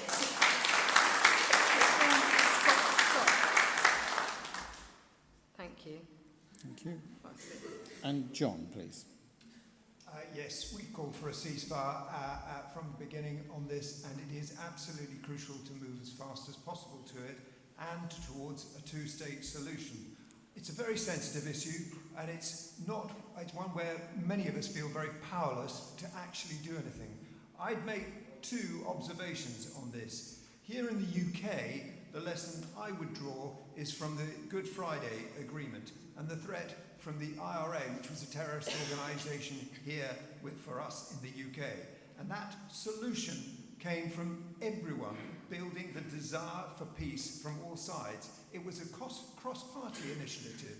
Tony Blair thanked John Major for his contribution. It wasn't just one party, it was actually, as you hear, all the parties on this panel are agreeing we need. But that emphasis is important, that it is an all-party route towards trying to get all parties to recognise the value of peace. And the second point is that the longer this drags on, and the more young Palestinians who are killed or who live and who have lost children, brothers, sisters, parents in this war, I fear they will be driven towards extremism and into the arms of Hamas. And so that far from being eradicated, Hamas may be strengthened by the longer this goes on, which would be bad for both Israel and Palestine.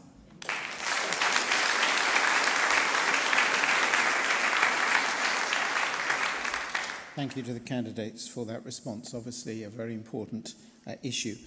We're going to move now to some more quickfire questions in order to fit all the questions in before the end of the evening. So 30 seconds, ladies and gentlemen, please. Here is the first one, and it's from Diane Goldsmith, and it is this. What are your plans to improve the mental health for young people in the local area and support changes for neurodivergent children in our community? Tim. Well, clearly it needs recognition, young people's mental health, just like we've just been talking about social care. 145,000 young children are out of the system. Now, they're not all under mental health issues, but 145,000, many of them saying resulting out of the COVID days. 16 to 24-year-olds, 13% are not in earning or learning, saying they're suffering from mental. Thank you. Lewis. Thank you. Important thing to note is that as I was once a young person not too long ago, my mental health suffered quite a bit, and the support that we were given, that I was given, was incredibly important. One of the things that Labour will do is implement a mental health counsellor in every single school. It's important to note that teachers are the ones that know the that know when a child is suffering the most, because they are the people that see the child the most and see the child in a more relaxed environment. So it's important about delivering that. Anna. Thank you. We have the most anxious young people in Europe. Steps that I think we need to take is number one, we should have a counsellor in every school and sixth form college that young people can access before mental health becomes an emergency. At the moment, suicidal young people are waiting up to 12 hours in A&E. Not acceptable. The other thing is we need to lift young people out of poverty, which has a hugely detrimental effect on their mental health, and put mental health.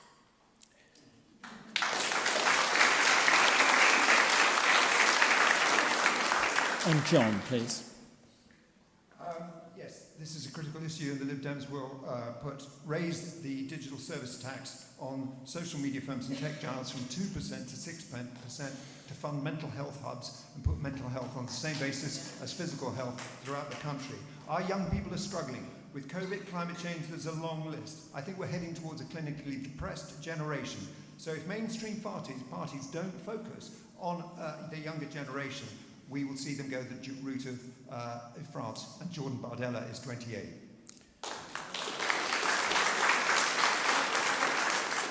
And Tom. In the last few years, I've been negotiating with social media companies to get them to face up to their responsibilities. Now, those of you who've read Jonathan Haidt's work will know how important this is, and that's why I'm proud of the work we've done with the Online Safety Act. But it's not alone. We've also put up £750 million to have mental health support teams in all our schools, because this is absolutely essential. But it's not just for the government. And that's one of the reasons I'm really proud to be supporting Battles of Hope, a charity that is working on suicide prevention with young people in our community.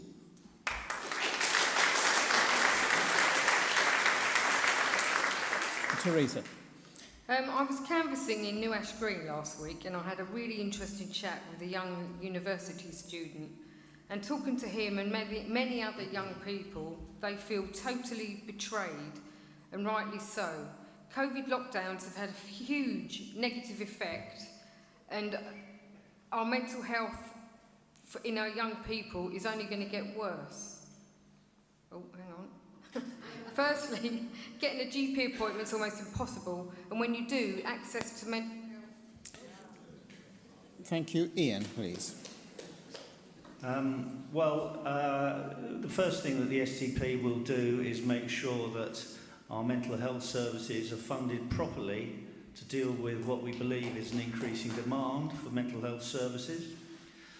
We also believe that young people must have hope. We are not investing in them sufficiently. What we say to them is, lock you down in COVID and then go off and pay your tuition fees. We think there's a better way forward for young people through taxation, priority on housing. Our next quick-fire question comes from Harriet Stone, and it is this. We often hear the term the first 100 days in relation to political and business leaders. If elected the MP for this constituency, what would be your priority in your first 100 days in the role? Anna. Firstly, I would want to make sure that every child in this country is fed and housed adequately. We cannot call ourselves a civilised society where children do not know where they're going to sleep or do not know where their next meal is coming from. The other thing is that the solutions to the climate crisis are the same as to the cost of living one. So it would be looking at insulating homes, uplifting wages, and making sure we're investing in a greener.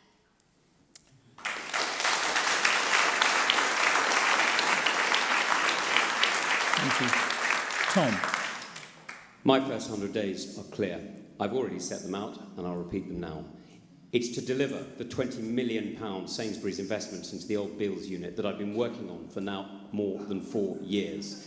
It's to make sure that we get the direct train service between Gatwick and Tonbridge that I've been working on for more than 2 years, and that you have now supported, and that I have already got Network Rail to demonstrate works. This is about delivering for our community and delivering for you.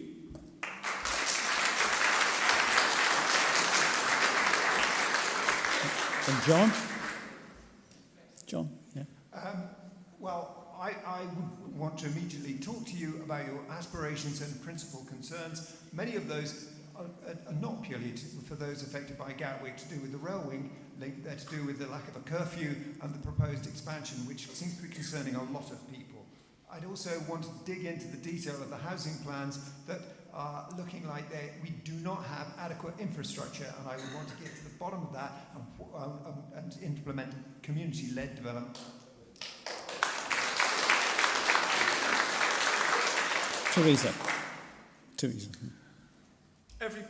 Every party here tonight supports the policies on my manifesto. You can read them and they're in the foyer and they're through your letterbox. Firstly, to protect our green belt, we all need homes for our children, affordable homes, but these homes are not affordable. The desecration of our green belt, it needs to stop. We've got no infrastructure going in, mass houses everywhere, and we just talked about the NHS. Secondly, the Cabinet Member for Transport in Parliament, be talking to him about funding the missing slip road at Sevenoaks to ensure... Teresa. The most important thing that I think we need to address is the cost of living crisis.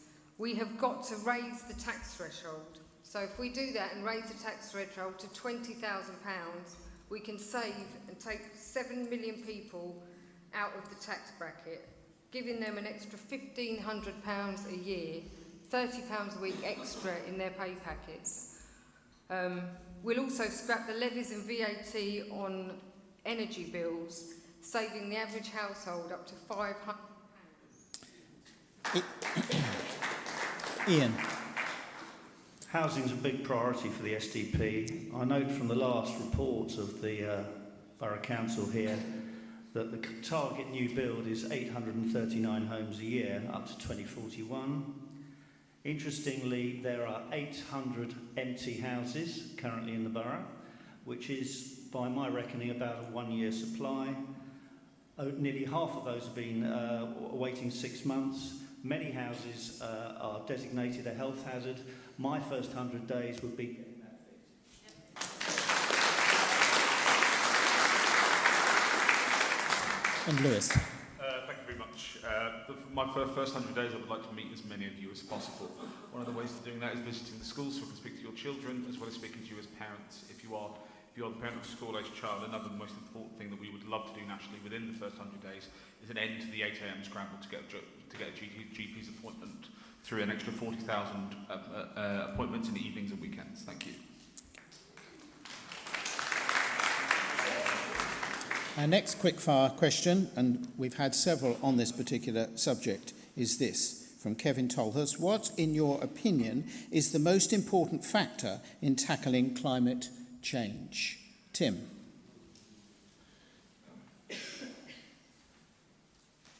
I think we just need to make sure in tackling climate change it all starts from home. Clearly, the government have failed and they don't really support this motion already.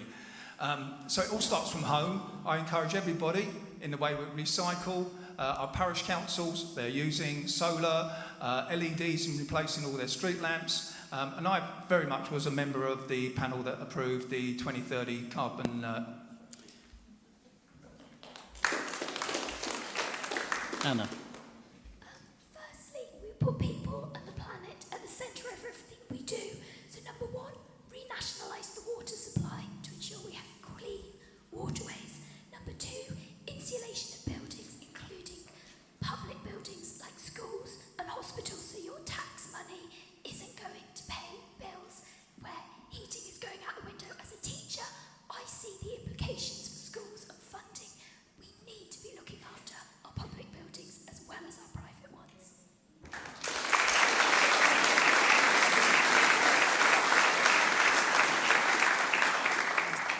Tom.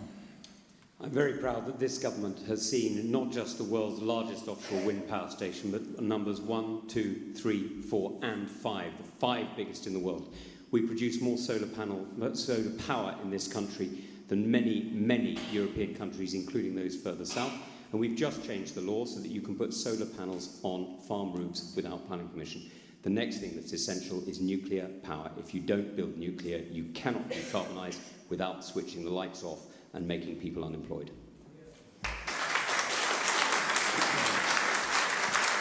Lewis. The most important thing is to invest in green energy. That's why the Labour Party wants to deliver a new state-owned company called GB Energy, which will be solely focused on delivery of clean energy. Another important thing is to adhere to our targets and enforce the ban on the sale of new petrol and diesel cars in, I believe, 2035 to ensure that our emissions are lowered as time rolls on. Thank you. And Ian? Yes, the SDP has a number of plans in this area. The first one is to invest in nuclear energy, to take it up from just over 10% of our total supply to 40% by 2035. The second thing is to bring supply and distribution back into public ownership. It would be overseen by a new body called British Energy, who would be responsible for implementing an energy strategy, research into battery technology, hydrogen and other sustainable... Thank you. And John, please. Yes, it was Ed Davey who, as Secretary of State for Energy, oversaw the quadrupling of renewable power during the coalition and made the UK a leader in offshore wind during the coalition. We would make homes warmer and cheaper to heat with a 10-year emergency upgrade programme, free insulation and heat pumps for low-income households. Climate change is at the centre of our industrial strategy as the Lib Dems, and it will spread more benefit than the Tory Levelling Up programme did throughout the country.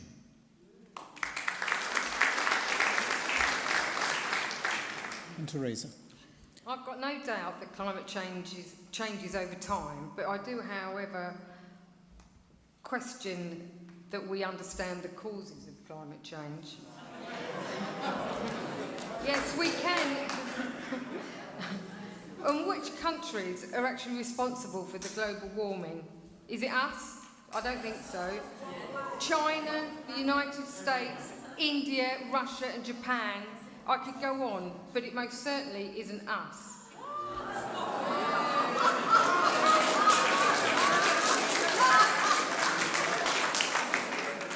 Thank you very much. The next question is to do with party policies, and it is this from Holly Velvick submitted this question. On what issues do you differ from your party, if any? Anna. Mine is about electric cars and scrapping petrol and diesel cars, because I have an appreciation that in this constituency we do not have the public transport infrastructure at the moment to allow people to get to work, visit their families if they don't have cars. Fortunately, as a Green Party MP, I wouldn't be whipped. I'm allowed to disagree with my party.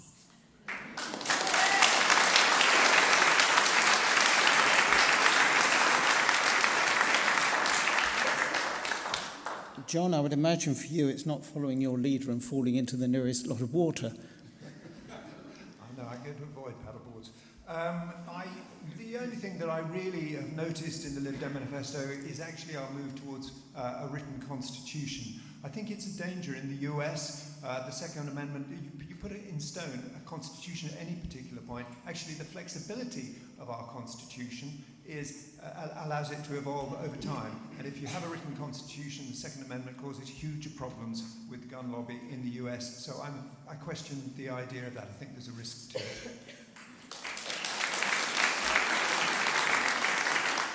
And Tim, please. As I've said before, these parties here support my policies. It's as simple as that. So I haven't really got a lot to moan and groan if they're prepared to. But we're an alliance that came together because people like you in parishes across this constituency said we've had enough, we need resolution to the big local issues that are not being addressed nationally. And so we put them policies together for you folk, whatever your party politics might be, come together. Teresa. We have literally just finalised our contract, and at the moment I agree with everything that is written within it, but we're not whipped, and as individuals we can argue and go along and change policy if we don't agree with it, and that is what I will do if I don't agree with any of the policies that the Reform Party come up with. At the moment, I am 100% behind what they stand for and what they want to deliver. Lewis. Funny enough, I actually spoke to my regional office about this policy before it came along. It's selection schools, so I benefited from a grammar school education here in Kent Medway, and I would not end them in areas that already have them and allow parents to decide. But that's the one thing that is a big difference between myself and the Central Party, and probably the same. We're the same for most candidates across the county. And Ian? Our manifesto proposes that for local government we create a National Corruption Office, which is established with powers to investigate and prosecute allegations of fraud and corruption in local government. I disagree with that because I think it should go more widely across the public sector and should have full powers to investigate across the board. And Tom? You don't have to ask me. You can see I rebelled on the second lockdown. I rebelled on China policy. I have rebelled on many things. And since I've been in government, I'm delighted to say I've won more of the arguments because I've been around the table. And that's why we've got tougher national security laws, why we've got tougher responses to foreign actors behaving in our country, and why we've got some of the changes that I think are so important to our community.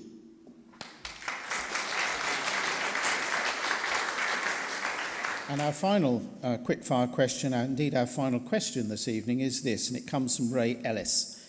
Do you regard yourself as belonging to any particular religion? If so, how does that influence your daily life and your politics? Teresa. I identify myself as a Christian. I don't go to church, but I believe 100% in Christian values. And I also welcome anybody of any religion into this country. I believe in love and fairness, and I think if we live our lives with integrity, that's all we can do. Thank you. Ian. I'm a practicing Roman Catholic. To what extent does it influence how I think in my politics? Pretty totally, actually, which is not to say I would push a religious agenda in a secular setting, but it does help to frame my values and how I should approach things. One of the reasons I joined the SDP was it wasn't wholly incompatible with my beliefs. Thank you. Thank you. Anna? I am not aligned to one particular religion, but I've been really honoured to work closely with the churches in Tonbridge and helping people, particularly with food poverty. But I'm proud to belong to a political party that values inclusivity, diversity, religious tolerance, and the protection of human rights. Thank you.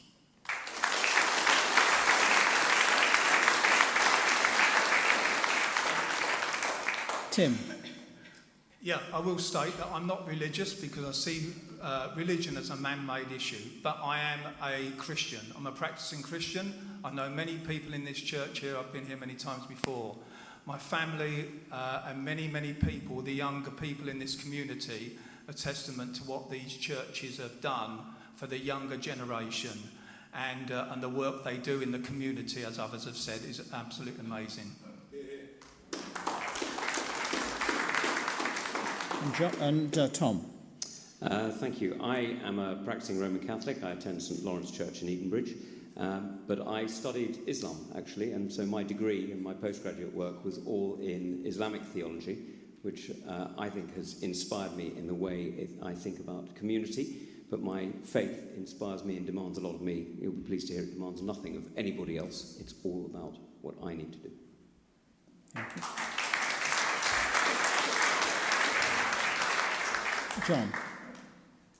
John. Yeah. I'm not a churchgoer. My father was a lay reader, and my liberal values are closely aligned to the Christian values I grew up with. I'm very concerned about the growth of inequality. And I'm not just worried about what is a fair distribution of wealth. In the world unfolding before our very eyes, I'm worried about the corollary of that. What is a fair distribution of suffering? I don't think we can pull up the drawbridge on Fortress UK and ignore the plight of others around the world. I think we have to have a humanity.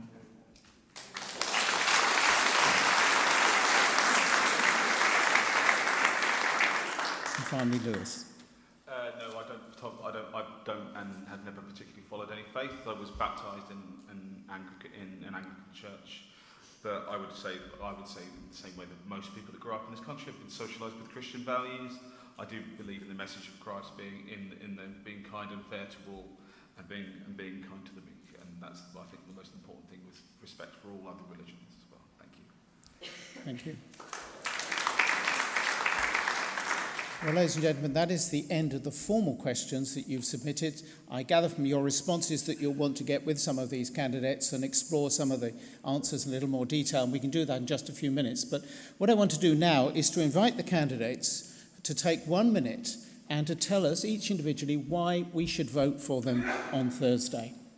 So, Lewis, would you like to lead the way? Why should we vote for you and your party on Thursday? Quite simply, 14 years of this Conservative government has brought this country to its knees. Our reputation abroad has been ruined. If you speak to anyone, if you speak to people who are into politics, the question you always get asked is what is going on with your country? You used to be a world leader, but the last 5 years especially has seen Britain fall and collapse on the world stage, and the Labour Party will help bring about an end to that. Bring about an end to the chaos, and with change in the Labour Party. You will have all seen that over the last 5 years ago what the Labour Party's manifesto was and what the Labour Party was. The Labour Party has changed. We have run as a changed Labour Party, and we will govern as a changed Labour Party. And myself included, I will make sure that as your MP, I will stand up for your issues first, and not just follow the party whip on issues which I know will affect my own. Thank you very much. Teresa, why should we vote for you? I became a Reform candidate because I knew in my heart that it was the right thing to do. And as a mother and a grandmother, I was fearful of what the next chapter was going to bring in England. I'm unashamedly patriotic, and it's time to put British people first. British people, irrespective of what colour or religion they are, the British citizens in this country should come first, and the Reform will deliver that. You can stand up and make a change, or you can accept that things are going to stay the same. It's in your hands, and all I can ask you to do is support Reform UK. Thank you. Anna. I'm a teacher and a parent in this constituency in Tonbridge, and being both of those things gives me a great overview of problems in the area. Poor mental health in young people, the implication of 8 million people being on NHS waiting lists, the housing problems and shortages when the Green Party would commit to building 150,000 social houses each year. I've shown myself deeply committed to the area. I've been elected onto the local council twice, and I'm also very visible in the community, fighting for what people want. I know we're likely to have a Labour government on Friday morning, and that's why you need to be represented by somebody who can represent your views, won't be whipped, and vote for real hope and real change by voting for me and the Green Party.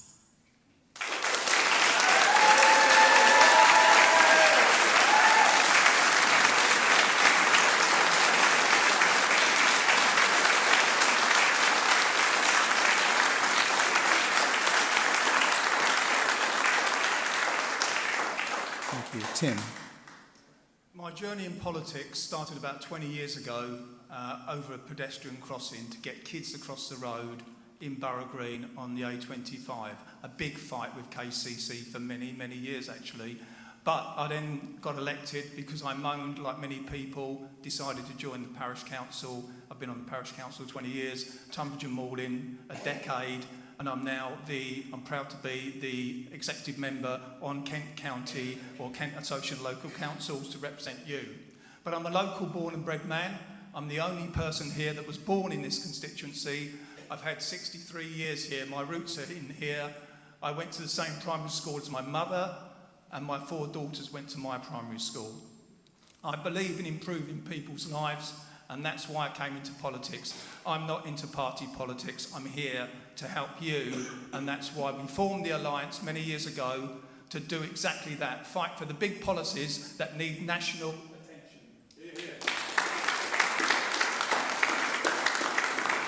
Thank you. Ian, please. The STP stands on 3 things as being fundamental to the success of this country. The family, the bedrock of our society, our communities where we live and work, and on the nation state, our home. The SDP manifesto for this election is called Homecoming, and for a very good reason. It sets out a way that we can restore national prosperity and rediscover that sense of place to which we all belong. In fact, the SDP has been here before.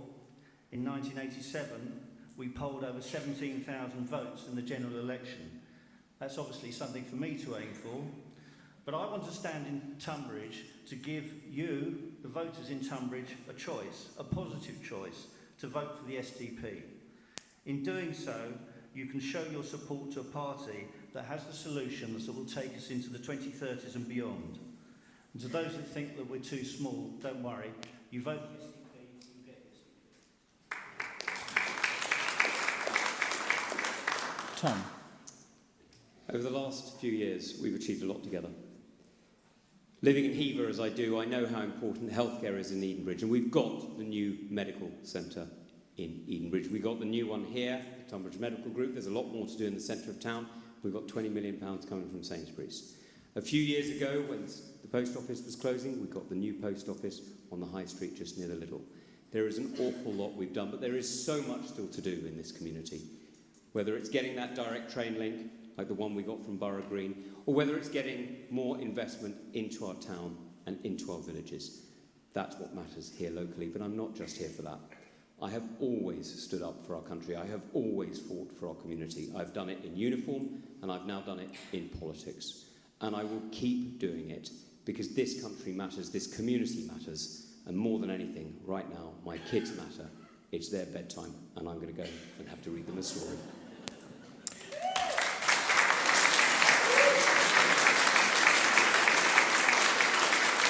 And finally, John. It's time for change, and the opinion polls suggest Labour are going to win, but I think a Lib Dem presence in the House of Commons will be really important in the next Parliament. In Ed Davey, we have a first-class leader, a caring, intelligent, extremely politically experienced. In our Lib Dem manifesto, we have a document based on political reality, not political sentiment, and its policies will do the most to relieve poverty and help people in this country get a fair deal. My background is not a political one. I've actually been a barrister and a self-employed entrepreneur for 35 years. I've brought the highest professional standards to what I've done, and I am more disenchanted voter than I am ambitious politician.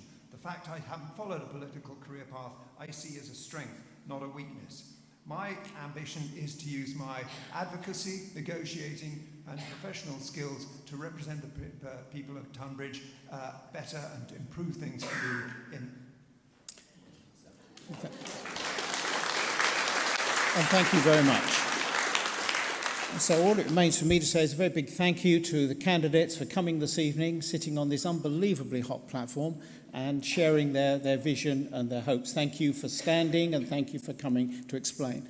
Also want to say a very big thank you to some unseen heroes this evening. At the back, the 2 Tims, one on sound, one on visuals, have worked tirelessly to set this up and to do it this evening. The 2 Marks they are, and Tim has been doing the TV relay, and you can watch it on YouTube later on if you can't sleep.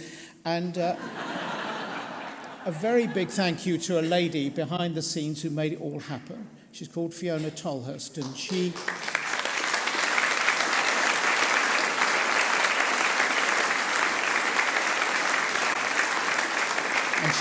Fiona has worked tirelessly over the last 3 or 4 weeks in putting this together, getting a date that everybody could come to, publicising it, taking care of all the logistics, sending me 3,500 emails a day telling me what to do.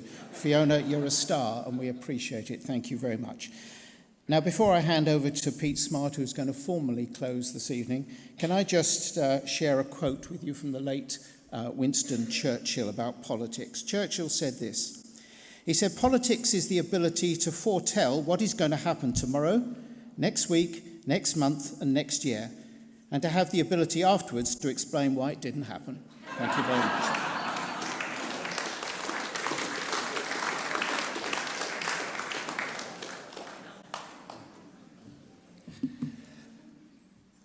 Well, Paul, you've just stolen my thunder. I thought I was going to close, but I just want to reiterate my thanks to TBC as well for doing this evening. But as I close, let us just pray, shall we? Lord, I thank you that we live in a peaceful, democratic country and the freedom and liberties that we enjoy. We pray for wisdom and clarity for everyone voting, and that the process will be straightforward, accessible, and safe.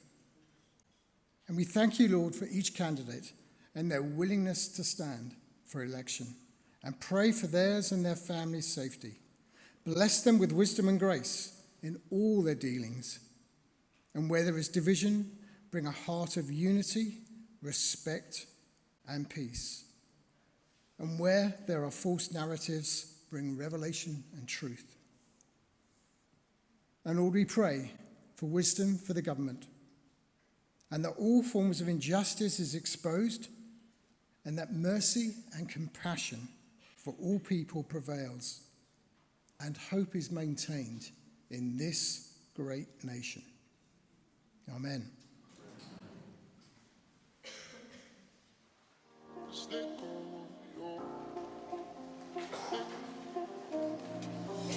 Don't be sad, don't you cry, just let go of your pain. And when you fall asleep, no tomorrow's a new day. Don't be sad, don't you cry, just let